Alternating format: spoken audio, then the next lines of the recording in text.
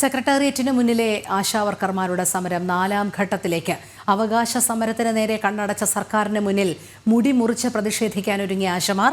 രാപ്പകൽ സമരം 50ാം ദിവസം തികയുന്ന തിങ്കളാഴ്ചയാണ് ആശമാർ മുടി മുറിച്ച് പ്രതിഷേധിക്കുന്നത്. രശ്മി കാർത്തിക ചേരുന്നു. രശ്മി, ഓരോ ഘട്ടത്തിലും സമരത്തിന്റെ രീതി കൂടുതൽ കടുപ്പിക്കുകയായിരുന്നു ആശാവർക്കർമാർ. അവരിപ്പോൾ ഇനി 4ാം ഘട്ട സമരത്തിലേക്ക് കടക്കുകയാണ്. ഒരുപക്ഷെ അവരുടെ അവകാശ സമരത്തിന് നേരെ കണ്ണടച്ച സർക്കാരിന് മുന്നിൽ മുടി മുറിച്ച് പ്രതിഷേധിക്കാൻ ഒരുങ്ങുന്നു എന്ന് ആശമാർ കഴിഞ്ഞ ദിവസം തന്നെ വ്യക്തമാക്കിയതായിരുന്നു. അതിനു മുൻപെങ്കിലും തങ്ങളെ ഒന്ന് സർക്കാർ അനുഭാവപൂർവ്വം പരിഗണിക്കണം, ചർച്ചയ്ക്ക് വിളിക്കണം, തങ്ങളുടെ ആവശ്യങ്ങൾ കേൾക്കണം എന്നുള്ള പ്രതീക്ഷ ആശമാർ വച്ചു പുലർത്തിയിരുന്നു. പക്ഷേ സമരം ഇപ്പോൾ അതിശക്തമായി തുടരുന്നതിനിടെ തിങ്കളാഴ്ച 50 ദിവസം പൂർത്തിയാകുകയാണ്. സമരം കടുപ്പിച്ച് തന്നെയാണോ ആശമാർ മുന്നോട്ട് പോകുന്നത്?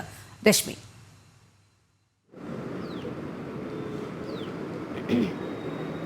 രോഹിണി, ഈ സെക്രട്ടേറിയറ്റിന് മുന്നിൽ, മുഖ്യമന്ത്രിയുടെ ഈ സെക്രട്ടേറിയറ്റിന് ഓഫീസിന് മുന്നിൽ ഈ ആശമാർ സമരം തുടങ്ങിയിട്ട് 48ാം ദിവസത്തിലേക്ക് എത്തിയിരിക്കുകയാണ്. അവരുടെ നിരാഹാര സമരമാകട്ടെ നിലവിലിപ്പോൾ 9ാം ദിവസത്തിലേക്കും എത്തിയിരിക്കുന്നു. നമുക്ക് ദൃശ്യങ്ങളിൽ കാണാം അവർ നിരാഹാര സമരം നടത്തുന്നത്. ഇന്ന് നിരാഹാര സമരം ഇന്ന് 9ാം ദിവസമല്ല, ഇന്ന് 10ാം ദിവസത്തിലേക്ക് എത്തിയിരിക്കുന്നു. ഇപ്പോൾ ഇത്രത്തോളം ദിവസം ഇവർ ഈ സഹന സമരം സെക്രട്ടേറിയറ്റിന് മുന്നിൽ നടത്തിയിട്ടും അത് തിരിഞ്ഞു നോക്കാൻ പോലും സർക്കാർ തയ്യാറാകുന്നില്ല എന്നുള്ളതാണ് എടുത്തു പറയേണ്ട ഒരു കാര്യം. മാത്രമല്ല, ഇവർക്ക് ഏതെങ്കിലും തരത്തിലുള്ള സഹായം എവിടെ നിന്നെങ്കിലും ലഭ്യമാവുകയാണെങ്കിൽ അതുകൂടി നഷ്ടപ്പെടുത്താനുള്ള, അല്ലെങ്കിൽ അത് നിർത്തലാക്കാനുള്ള ഇടപെടലാണ് സർക്കാരിന്റെ ഭാഗത്തു നിന്നുണ്ടാകുന്നത്. മാത്രമല്ല, തുടർച്ചയായി തന്നെ ഇത്തരത്തിൽ ഈ ആശമാരെ അപമാനിക്കുന്നു. കഴിഞ്ഞ ദിവസം വിജയരാഘവൻ ഉൾപ്പെടെ ആശമാരെ അപമാനിച്ച് രംഗത്തെത്തിയിരുന്നു. ഒരു ചായ വാങ്ങിച്ചു തരാം, മുഖ്യമന്ത്രിക്കെതിരെ സമരം ചെയ്യൂ എന്ന് പറയുമ്പോൾ അങ്ങനെ വന്നവരാണ് ഈ ആശമാർ എന്നൊക്കെയാണ് പരിഹസിച്ചത്. ഇപ്പോൾ ഇവരുടെ സമരത്തെ നിരന്തരമായി ഇത്തരത്തിൽ അധിക്ഷേപിക്കുകയാണ്, അവഹേളിക്കുകയാണ്. ഈ സമരം 50ാം ദിവസത്തിലേക്ക് കടക്കുമ്പോൾ നിങ്ങൾ മുടിമുറിച്ച് പ്രതിഷേധിക്കുകയാണ്. അതെങ്ങനെയാണ്? ഒരാളാണോ? അതെങ്ങനെയാണ് നിങ്ങൾ ആ സമരം ചെയ്യാൻ ഉദ്ദേശിച്ചത്?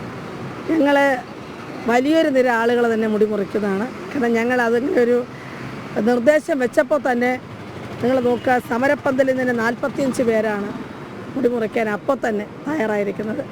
കേരളത്തിൽ മുഴുവൻ ഈ വാർത്ത എത്തിക്കഴിഞ്ഞു. എല്ലാ ജില്ലകളിലും PHC കേന്ദ്രീകരിച്ചും ഞങ്ങളെ പിന്തുണയ്ക്കുന്ന ആളുകളും അന്നേ ദിവസം മുടിമുറിക്കും.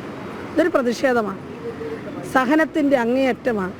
ഞങ്ങൾ 48 ദിവസം ആയിട്ടും സ്ത്രീകൾ ഉന്നയിക്കുന്ന നിസ്സാരമായ കൂലിക്ക് പണിയെടുക്കുന്ന ആളുകൾക്ക് കൂലി വർദ്ധിപ്പിക്കണമെന്ന് പറയുമ്പോൾ അതിനെ പൊളിക്കാൻ വേണ്ടിയിട്ട് ഒരു ഭരണകൂടം അപ്പാടെ ശ്രമിച്ചുകൊണ്ടിരിക്കുകയാണ്. സമരത്തെ തകർക്കാനായിട്ട് ഭീഷണിപ്പെടുത്തുന്നു, സ്ത്രീകൾ അശ്ലീലം പറയുന്നു, പരസ്യമായി ആക്ഷേപിക്കുന്നു, എന്തെല്ലാം നടക്കുകയാണ്. അപ്പോൾ ഇത് അങ്ങനെ നിസ്സാരപ്പെട്ടൊരു കാര്യമല്ല. ഇത് കേരളത്തിൻ്റെ പൊതുസമൂഹം മുഴുവൻ 99% ആളുകളും പറയുന്നു അവർ കൊടുത്ത നികുതി ഖജനാവിൽ നിന്ന് ഈ ആളുകൾക്ക് വേതനമായി വർദ്ധിപ്പിക്കണമെന്ന്. അതിന് വേണ്ടിയിട്ടുള്ളൊരു സമരമാണ്. വിജയരാഘവൻ ഉൾപ്പെടെ നിങ്ങൾ നിരന്തരം, വിജയരാഘവനാണെങ്കിലും ആളുകളാണെങ്കിലും ഈ സമരത്തെ നിരന്തരം അവഹേളിക്കുന്ന ഒരു സമീപനം അതിപ്പോഴും തുടർന്നുകൊണ്ടിരിക്കുകയാണ്. ഞങ്ങളിവിടെ മുഖ്യമന്ത്രി ഇടപെടണം.